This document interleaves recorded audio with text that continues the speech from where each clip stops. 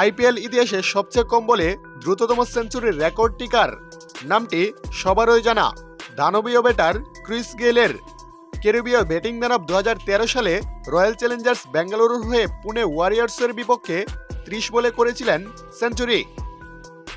আজ শনিবার সেই রেকর্ড ঝুঁকিতে ফেলে দিয়েছিলেন দিল্লি ক্যাপিটালসের ওপেনার জ্যাক ফ্রেশার ম্যাকগার্ক। অস্ট্রেলিয়ার 22 বছরের এই তরুণ ব্যাটার আজ মুম্বাই ইন্ডিয়ান্সের বিপক্ষে খেলেছেন 27 বলে 84 রানের বিধ্বংসী এক ইনিংস। ম্যাকগার্ক 84 রানের ইনিংসে 80 রানই করেছেন বাউন্ডারি থেকে। টর্নেডো এই ইনিংসে 11টি চারের সঙ্গে 6টি ছক্কা হাঁকান ডানহাতি ব্যাটার। সেঞ্চুরি থেকে তিনি ছিলেন মাত্র 16 রান দূরে। যেভাবে খেলছিলেন তাতে আর 3 বল ঠিকতে পারলে গেইলের 30 বলে সেঞ্চুরির রেকর্ডটি ভেঙেই যেতে পারত। তবে অবশ্য সেটি আর হয়নি।